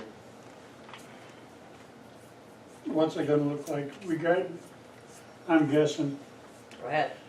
you got conduit running across the cement floor, cement ceiling. You got conduit coming down, holding up the light fixture. You're gonna take out this light fixture, are you taking out that conduit that's hanging down and putting a cover plate up there? I would better answer this, which is a very good question, and I would ask the same thing in your situation or your position. Let us give you what our calculations are on the changeouts per Okay. room, and then let us really evaluate what we have there to work with. And we can tell you with photographs even exactly what, we'll take one down and see just see what it does look like. And- yeah, especially where you're bringing that up, where my whole concern was what's gonna happen in the hallways. Because you got 8-foot fixtures.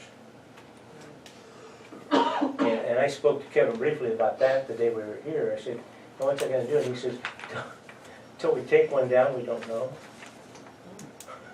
Okay, that's my concern, is it's gonna open a whole nother can of worms as far as fixing that. Well, pairs. I mean, I don't know, we haven't been here that long, Steve, but you've got 3 rows of lights in each room. They're in the middle Mhm. and 2 on the outside. And they're straight as an arrow, and that's what they are. One thing you had said the day we were there, it was a sunny day, and you said, man, are you getting a lot of light? I mean, the yeah, you windows- do, your classrooms, you have an exceptional classroom from your outside light. Now, it doesn't do you much good late afternoon and early morning now, but it did and different times of year. I guess I would offer this. We will take one down, assess it. If you'd like to come the day we do that, I mean, I'm trying to work with you. I understand exactly what you're saying, but I know Kevin said in that hallway, we're not gonna know till we get it down. Is there gonna be conduit hanging down? No. We're gonna make sure of that. It'll be buttoned up. It just may be a different color, just because of where that's been and some of that. And with the new lighting, you're gonna see some of that, because it's gonna be a lot brighter in the areas where there's the 1959 fixtures. If you remember what I told you when I first sat down, if you do this, I can almost assure you what you're gonna have to do in the spring. Right. Right. At least the ceilings. I did a project 3 years ago up at Abington Avon. And that's exactly what they had. They'd already, I was lucky, they'd already planned to do it because they had the old, I don't know, I remember when I went to school, but they all had the same mousy tan tile up to about 3.5 foot on the wall. But their entire school was that way. So they'd already made plans, they were gonna paint all the hallways in school colors and everything. So I was kind of lucky there, but that's exactly what they had to do. They would have had to have painted their ceilings. But in the grand scheme of things, I would guess you could paint those ceilings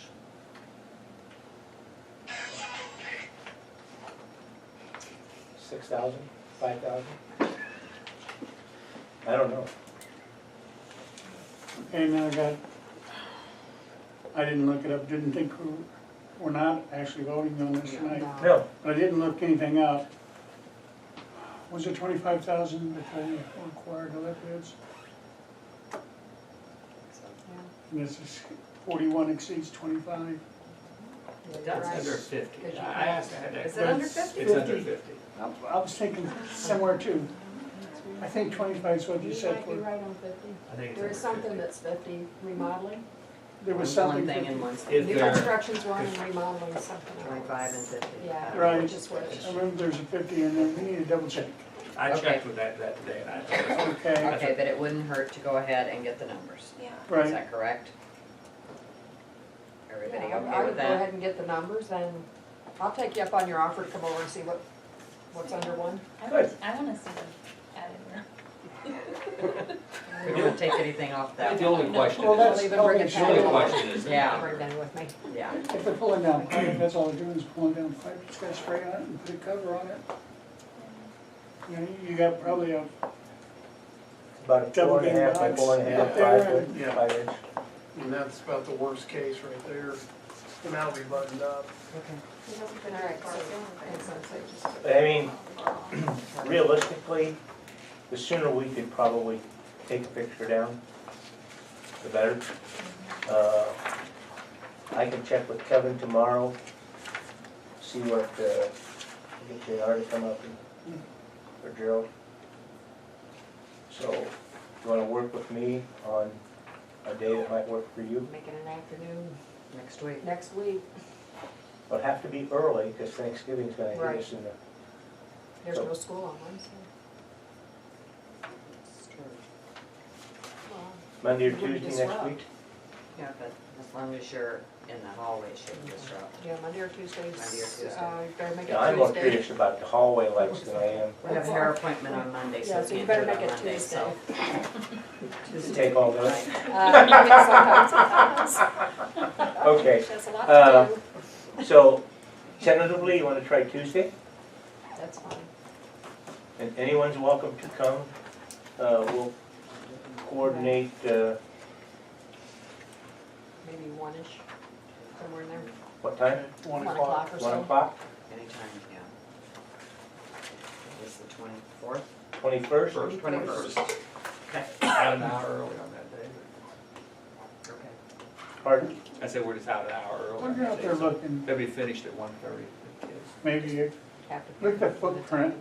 you're not gonna have a light to show, but what is the footprint of the light that's hanging there and the footprint of the new light fixture that's going in? You know what, That's a good you know what I'm, Much,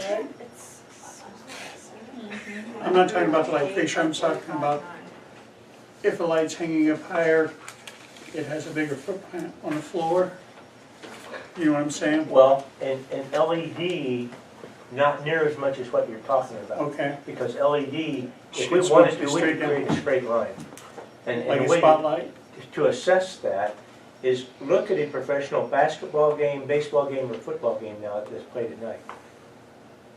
Oh. Or if you want to, too late to drive to Dunlap because they're not playing at home anymore, but LED lights are so structured, you can almost create a wall. And the way to notice that is, especially in professional basketball, that it used to be, you saw everybody in the stands and everything was there. Now you don't. You don't see much more than about 2 or 3 rows behind the bench. And those are all LEDs because they create that, everything is centered on the court, not what's happening in the sides. But in our situation, we're trying to make sure every student's got about the same Right.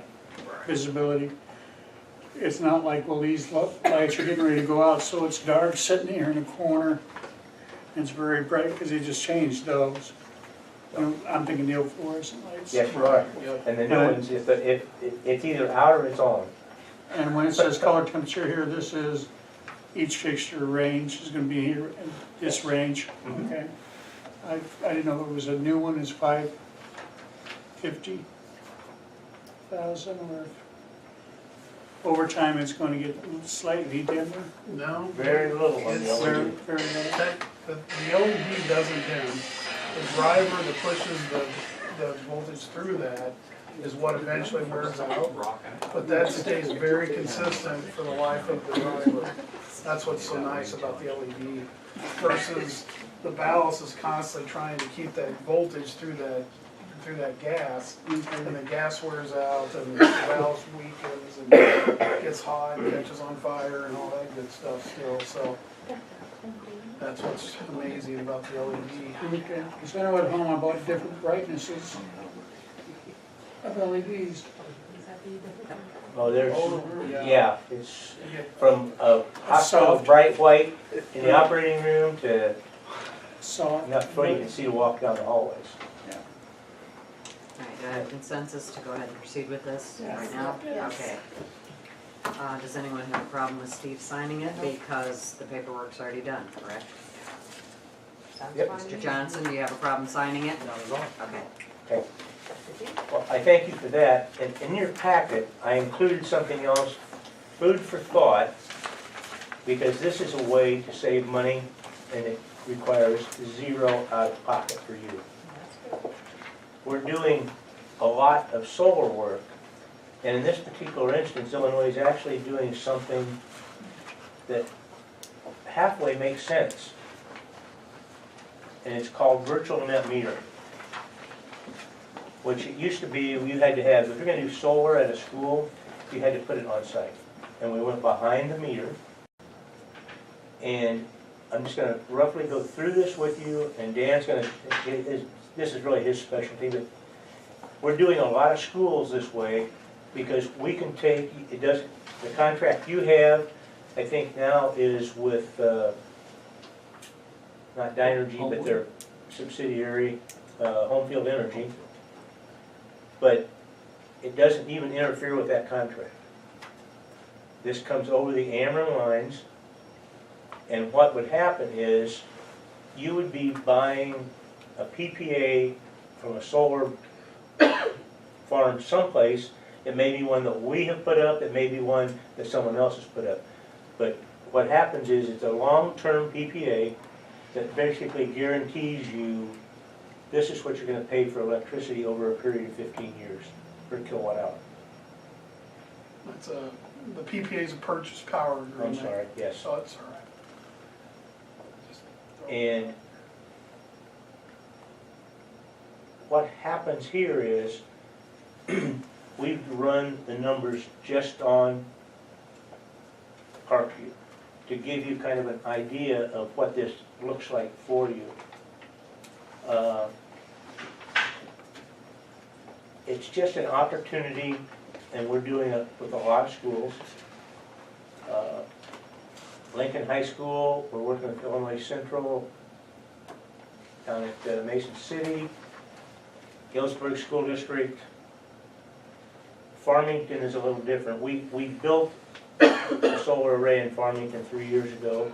We're getting ready to build another bigger solar array in Farmington in the spring and summer this year. That's not something that makes a lot of sense for smaller school districts. And that's why I said the state of Illinois actually did something that seems right for a change by allowing to have what they call virtual net metering. Worked all over the country. Dan's been in what, Massachusetts, Vermont, Colorado, Missouri. yeah, where they've done this before. You would, this purchase power agreement would be, let's just talk about 100 kilowatt hours, for example, to make the numbers simple. You would enter into that PPA for 100 kilowatt hours of solar energy produced someplace in the state of Illinois that goes into the Ameren lines. They take it, they mark that up to their distribution charge.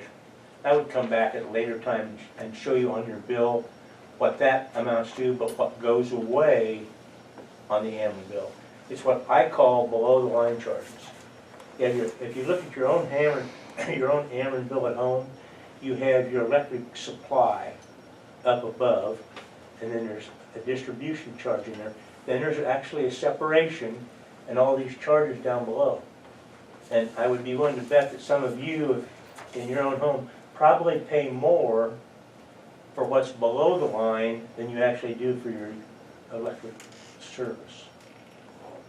Because Ameren's, some of their distribution charges down there, all of their other little charges that look like they're just less than a penny, but it all adds up to a pretty significant charge. So I just wanted to put this in your hands tonight because this doesn't cost you anything.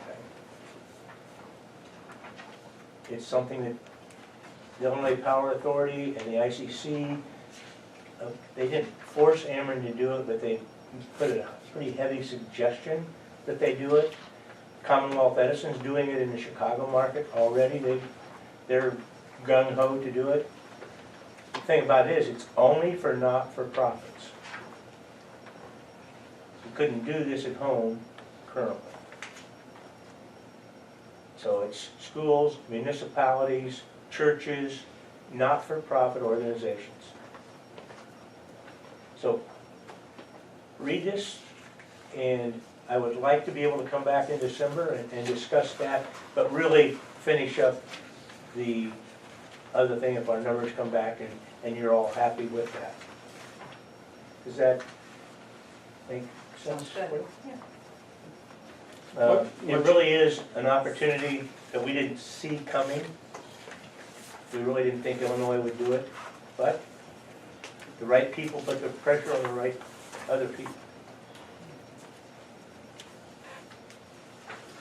So, Just one quick number to throw out at you on the solar.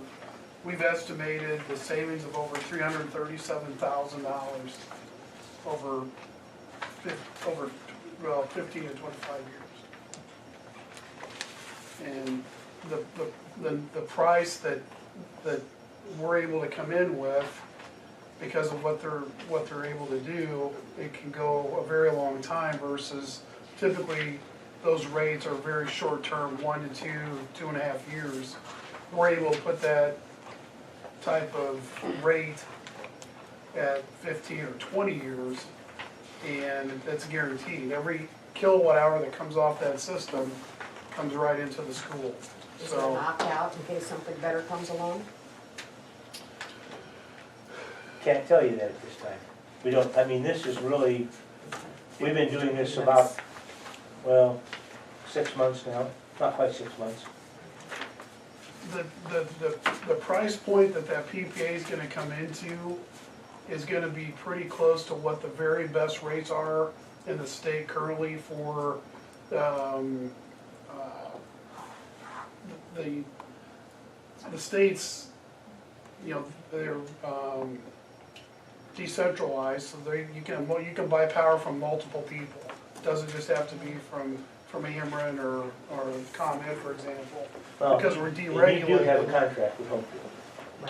Yeah. But it will be, by the time, your contract with Homefield is a relatively okay, good rate, but it's not behind the meter. And they're not allowed to do it behind the meter. That's what's happening with the virtual net metering. The charges, what I call below the line, are added on to the contract that you have with Homefield. Like if you took Ameren's default rate today, it's at almost 6 cents, and I think you're paying right at 5, maybe a tenth of a penny under 5. But then it adds all the other charges back in at the bottom. This would not add all of those other charges back in at the bottom. But to answer your question, it would be nearly impossible. That's a short window that the state, the IPA has incentivized. You know, it wouldn't want to be too good, too long. They've incentivized non-for-profits to be able to give access to solar. And it's a short window, and we're doing everything we can to get it in front of people. But once that window goes by, those incentives now don't allow those, there's no incentives there to make the numbers work. And so, but that's a good question. I mean, we certainly don't want to knock you out of anything that would save you money, obviously. Good. Thank you very much for coming. You left So, us with things to study. 22nd? 21st.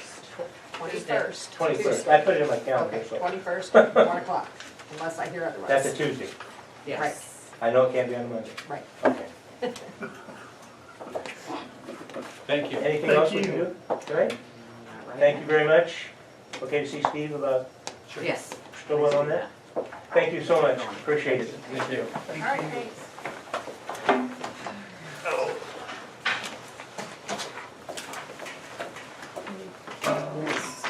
Policy, Mr. Giddens. Looks like we're waiting. December 5th. You're really kidding, right? No, Okay. I said, let's just put a date down. Okay, December 5th. Can you do that, Savannah? It's a Tuesday. So we- It says I will not, but we'll see. Only men make meetings in December. Well, they got, that's passed by Friday. It wouldn't be ready before the board meeting to go to the first reading. No, it wouldn't, I know that, but So then it doesn't matter if it's after. There you go. January's looking better, Yes. isn't it? That's where it goes. Okay, what do you wanna do? January.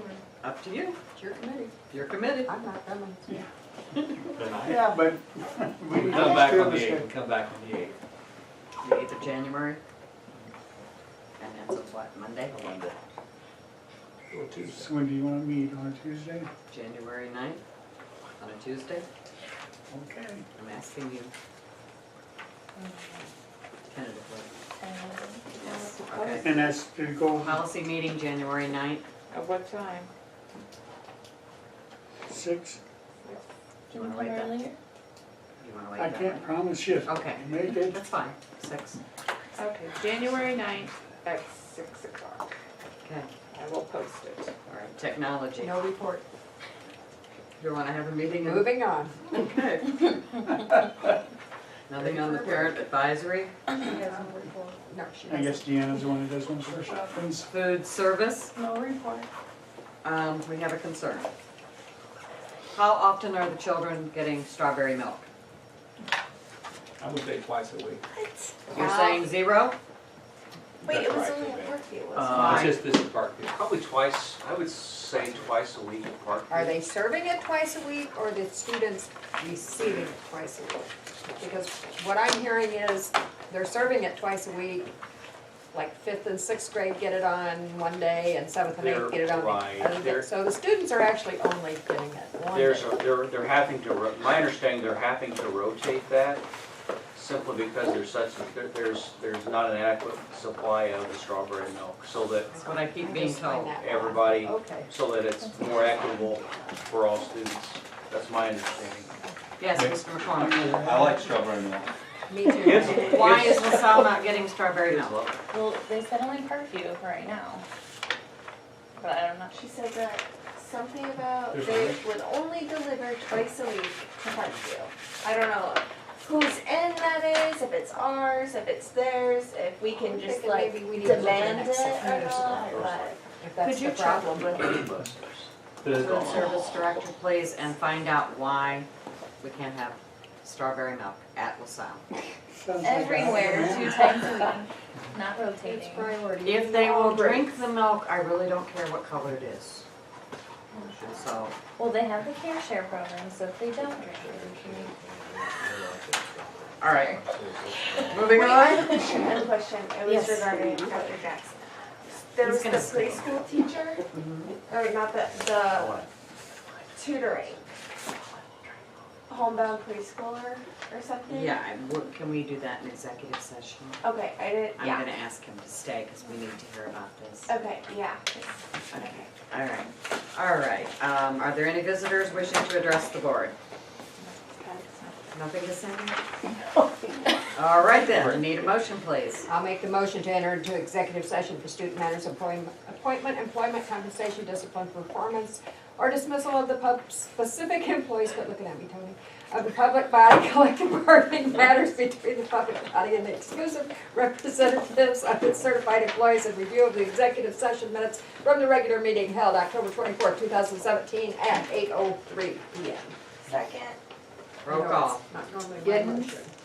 What are we going for? Giddens. Just say aye. Cagle. Brenda. She said aye. She Captain Reagan. Aye. Tyler. Aye. Griner. Aye. Bailey. Aye, motion carried. 10-minute break. I need a motion to resume. Make the motion to resume regular session at 10:05 p.m. Second. Giddens. Aye. Cagle. Aye. Cap. Reagan. Aye. Tyler. Aye. Griner. Aye. Bailey. Aye, motion carried. In executive session, we did discuss personnel and employment.